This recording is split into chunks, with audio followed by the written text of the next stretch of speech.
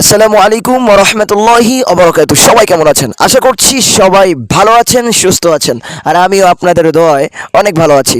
তো আজকে হচ্ছে শুক্রবার, আর এই শুক্রবারের দিনে আমি আজকে আপনাদের মাঝে একটা আমলের কথা বলবো। এই আমলটা যদি আপনি করতে পারেন, আল্লাহ পাক রব্বুল আলামিন আপনার জীবনে যত বড় গুনাহ হোক না কেন, যত বেশি গুনাহ করেন না কেন, জমিন থেকে আসমান পর্যন্ত আপনার গুনাহ দ্বারা ভরে গেছে, তারপর আল্লাহর কাছে আপনি শুধু এটুকু বলবেন, আল্লাহ তুমি আমাকে মাফ করে দাও। আল্লাহ পাক কিন্তু বলেছেন, হে বান্দা তুমি গুনাহ করেছো, কোনো টেনশন নেই, আমাকে ডাকো, আমি তোমার ডাকে সাড়া দিব, আমি তোমাকে হেল্প করব, আমি তোমার জিন্দেগির সমস্ত গুনাহ আমি আল্লাহ মাফ করে দিব।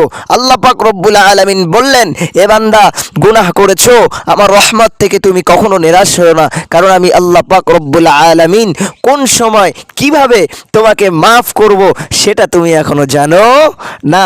এই জন্য আমাদেরকে টেনশন করলে হবে না, ঠিক আছে? যে আমরা অনেকে আছি যে আমরা জীবনে অনেক ভয়ঙ্কর গুনাহ করে থাকি, যেমন জেনা করেছি, ব্যভিচার করেছি, সুদ খেয়েছি, তারপর অনেক হারাম কাজের সাথে আমরা লিপ্ত আছি। তো আমরা ভাবি কি, আমরা তো জীবনে এত জঘন্য গুনাহ করেছি, এত মানুষকে আমি ঠকিয়েছি, এত মানুষকে আমি কাঁদিয়েছি, আমি যদি আল্লাহর কাছে মাফ চাই, আল্লাহ পাক কি আমাকে মাফ করবে? এতটা সহজ? আল্লাহ তো আমাকে কঠিন কালেও মাফ করবে না। এই জন্য আপনি যদি এইটা ভেবে থাকেন তাহলে ভুল ভেবেছেন, কারণ আল্লাহ পাকের কাছে শুধু এটুকু বলবেন, আল্লাহ তুমি আমাকে মাফ করে দাও।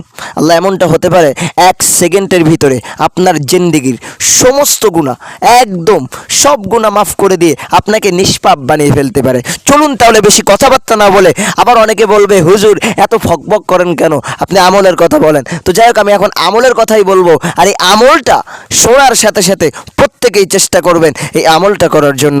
তো যাই হোক, এই আমলটা হচ্ছে এই শুক্রবার দিন অথবা রাতের বেলায় যে কোনো টাইমে আপনি সময় পেয়েছেন, অনেকে আছে শুক্রবারে অফিস আদালত তাদের বন্ধ থাকে, আপনারা যদি অবসর সময় পান, অবশ্যই এই শুক্রবারের দিনে বেশি বেশি করে দুরূদ শরীফ পড়তে হবে।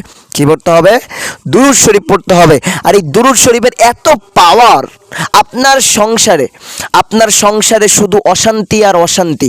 আপনার কাছে টাকা পয়সা নাই, আপনি খুব গরিব মানুষ, কিন্তু আপনার মাথা থেকে কোনো সময় টেনশনই যাচ্ছে না, আপনি বেশি বেশি করে দুরূদ শরীফ পড়বেন, দেখবেন এক সময় আপনার মাথা থেকে টেনশন চলে গেছে। আপনার কোন দিকটা আল্লাহ সচ্ছলতা দান করবে আপনি নিজেও বুঝতে পারবেন না। এই জন্য বেশি বেশি করে দুরূদ শরীফ পড়বেন।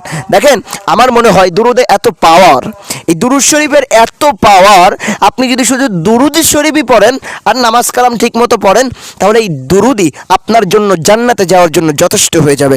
তো আজকে কোন দুরূদটা পড়বেন?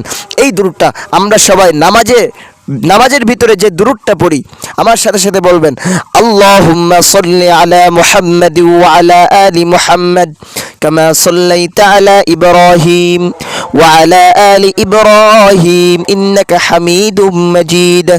আল্লাহুম্মা বারিক আলা মুহাম্মাদ ওয়া আলা আলি মুহাম্মাদ কামা বারাকতা আলা ইব্রাহিম وعلى آل إبراهيم إنك حميد مجيد।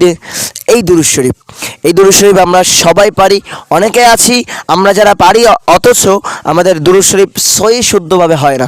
তো অবশ্যই সহিভাবে পড়ার চেষ্টা করবেন।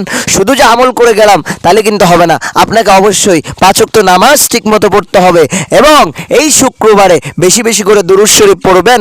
আল্লাহ পাক রব্বুল আলামিন আপনার জিন্দেগির সমস্ত গুনাহ আল্লাহ মাফ করে দিবে। পারবেন তো ইনশাআল্লাহ? আল্লাহ পাক রব্বুল আলামিন আমাদের সবাইকে প্রত্যেককে এই দুরূদ শরীফের আমল করার তৌফিক দান করুক। সবাই বলেন আমিন। তখন আপনাদের মাঝ থেকে বিদায় নিচ্ছি। আসসালামু আলাইকুম ওয়া রাহমাতুল্লাহি ওয়া বারাকাতুহু।